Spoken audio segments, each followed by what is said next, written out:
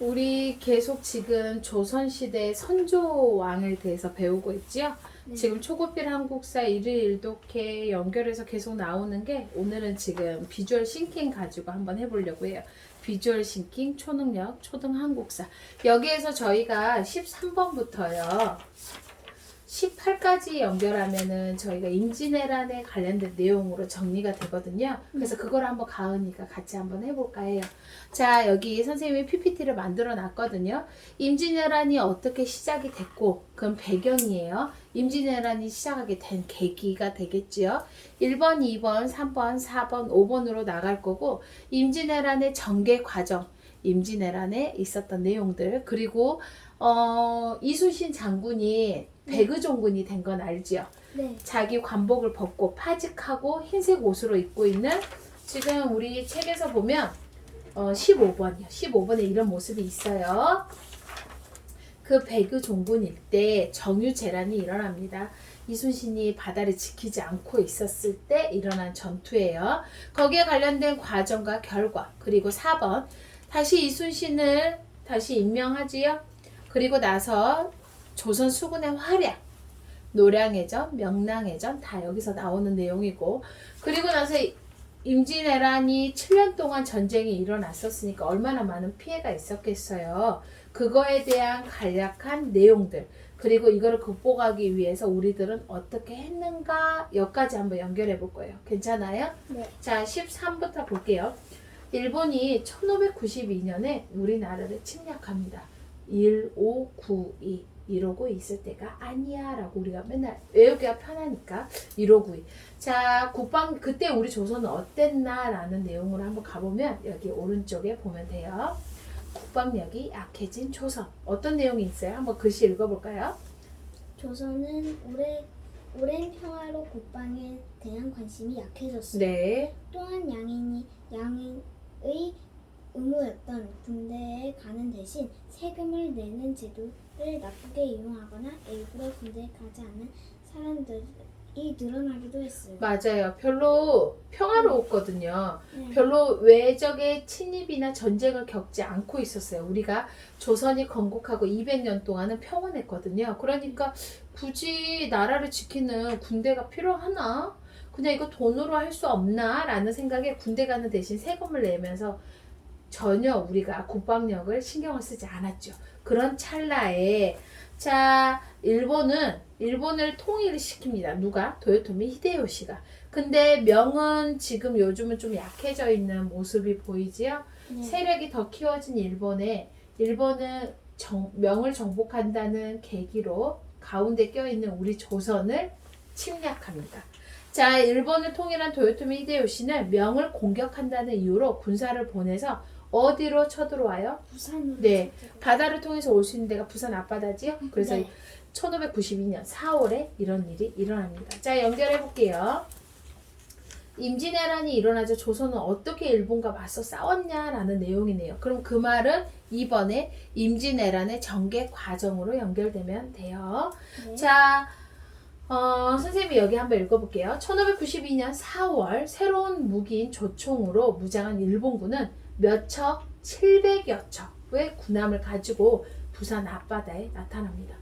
잘 훈련된 일본군이 부산의 부산 진성과 동래성을 공격하자 조선 관우는 성 위에서 화살을 쏘고 돌을 던지면서 맞서 싸웠죠.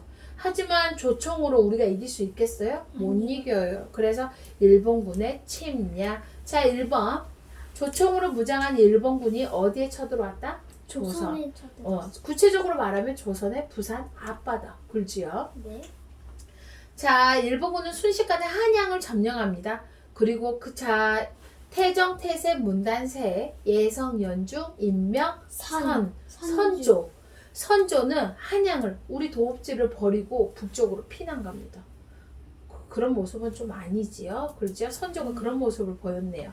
자, 그렇지만 우리는 조선은 군사력을 키운 일본에 힘도 쓰지 못하고 순식간에 한양이 빼앗겨버리고 궁에 있던 선조와 신하들은 먼저 한양을 버리고 명과 가까운 북쪽으로 올라가고, 그리고 일본이 북쪽까지 올라오자 조선은 명에게 도와주라고 요청하러 그래서 올라간 거예요. 자, 하지만 우리가 그냥 가만히 있지는 않아요. 육지에서 어려움을 겪고 있는 것과는 달리 바다에서는 조선 수군이 일본을 상대로 크게 무찌릅니다. 우리가 잘 알고 있는 누가? 이순신 장군. 네, 이순신 장군. 바다에서는 이순신 장군의 활약으로 조선 수군이 일본군을 크게 물리치고 그리고 전국 각지에서 의병들이 일본군에 맞서 싸웁니다. 자, 바다를 지키는 이순신 장군, 육지를 지키는 김시민 장군. 김시민 장군. 두 개의 연합이 딱 되겠네요. 그렇죠? 두 장군들이. 자, 하지만 일본은 잇따른 패배로 힘을 잃어가지요. 그래서 휴전을 요청하기는 해요.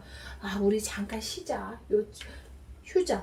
전쟁을 잠깐 멈추자라고 얘기를 하고 일본군은 조선에서 일단 물러갑니다. 일단 후퇴하자라고 나오지요. 네. 한번 넘겨볼게요. 제목에 써 있는 것처럼 다시 침략한 일본입니다. 너희도 왜 다시 왔어? 라는 생각이 더 들지요. 근데 일본 봐봐요.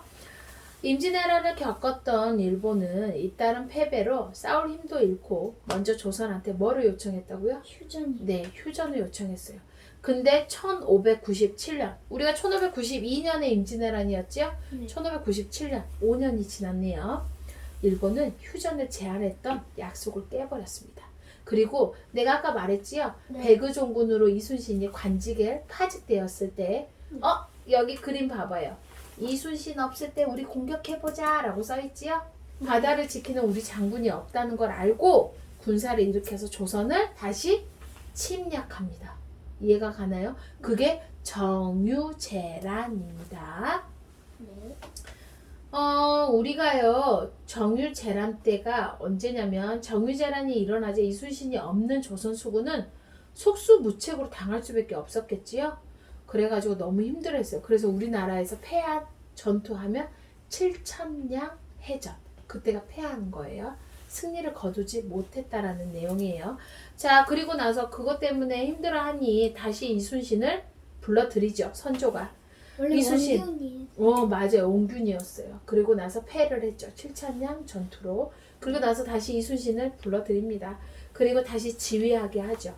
이순신은 무기를 정비하고 군사를 다시 키워서 전투를 준비합니다. 자, 3번 한번 같이 볼게요. 네. 돌아온 이순신 장군이 지휘한 조선 수군은 불리한 군사력을 극복했고 일본 수군을 물리쳤고 조선과 명예 연합군. 네, 맞아요. 조선과 명예 연합군으로 세력이 약해진 일본군을 크게 승리합니다. 우리가 많이 알고 있는 명랑해전. 명랑. 네, 좋아요. 명랑해전. 그리고 이순신이 돌아가시게 된 그 전투 노량해전. 거기까지. 좋아요. 자, 16으로 넘어가 볼게요. 나라를 지키기 위해 조선 수군은 어떤 활약을 했을까요? 자, 이순신 장군 나옵니다. 네. 일본의 침략에 미리 대비한 누구? 이순신 장군. 조선 수군은 뛰어난 전술로 일본 수군을 상대로 거둡니다. 학이 날개를 펼치는 전술. 무슨 전술이라고요? 진짜. 학익진 전술.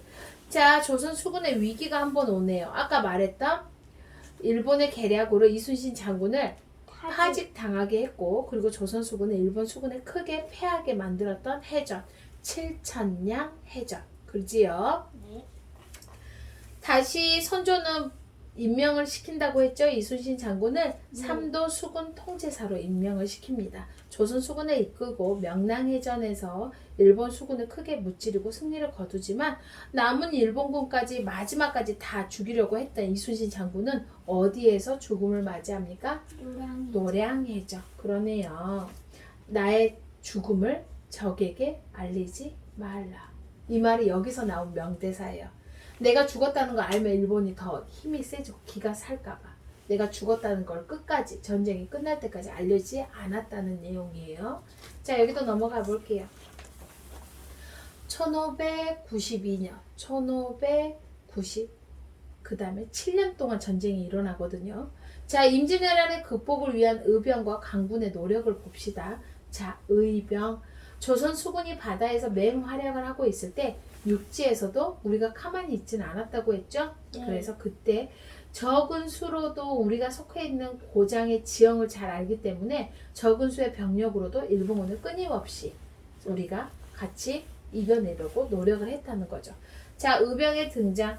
여기 한번 해볼게요. 임진왜란이 일어나자 양반과 승려, 일반 백성, 천민 등 다양한 계층의 사람들이 나라를 구하기 위해 뭐에 문병. 참여했다? 네. 여러 신분을 뭐 다 막론하고 나도 전쟁에 가서 하나의 군사가 되겠다라고 했대요. 그렇지요? 그 다음에 각 지역의 의병들은 고장에 뭐를 잘 알고 있어요? 지형. 맞아요. 지형을 잘 알고 있어요. 그래서 적은 수로도 일본군을 괴롭힐 수 있었대요. 진주 목사 김시민, 목사였는 건 알고 있나요? 진주 지역의 목사였대요. 시민 김시민은 진주성에서 불리한 상황을 극복하고 일본군에 맞서 진주성을 지켰대요. 그리고 누구 장군은 권율 장군. 맞아요. 행주산성 하면은 권율 장군, 관군을 이끌고 백성과 함께 일본군을 크게 무찔렀다고 하네요. 자, 좋아요. 행주대첩은 권율, 진주성은 김시민. 그렇지요? 네. 자, 넘어가 볼게요. 우리가 전쟁이 일어났고 시작했고 전개 과정에 그리고 이순신 장군의 활약에 하지만 이순신 장군이 파직되었을 때 또 정유재란에 그 다음에 다시 이순신 장군이 올라왔고 임명됐고 같이 전쟁을 끝냈네요. 근데 전쟁이 있었던 그 7년 동안에 너무 많은 일이 있었겠지요? 네. 자, 7년에 여기 그래서 써 있어요. 7년에 걸친 긴 전쟁으로 조선은 많은 피해를 입었대요. 그러지요. 네. 전쟁에서 수많은 사람들이 죽고 다치고 일본의 포로로 잡혀갔대요. 오랫동안 농사도 못 지었지요. 그래서 백성들은 식량 부족에 시달렸대요.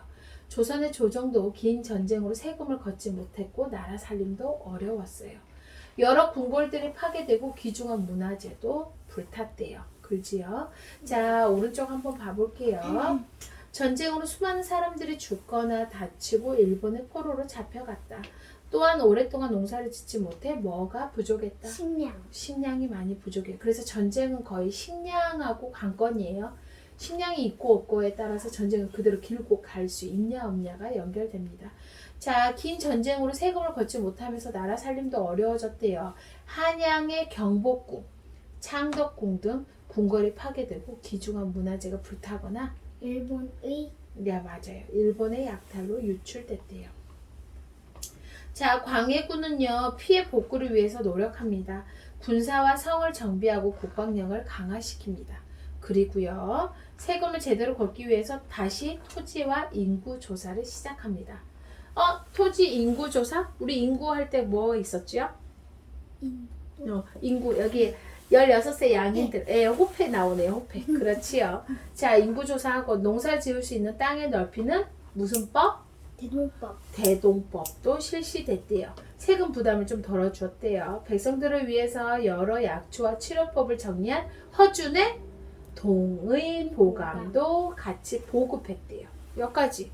임진왜란의 초기 시작과 과정과 그리고 결과 그리고 임진왜란의 7년의 전쟁 동안 있었던 거를 다시 피해를 복구시키는 극복. 우리나라 대단하네요. 그러지요? 네. 이렇게 해서 임진왜란의 총 정리를 해보았어요. 잘했어요.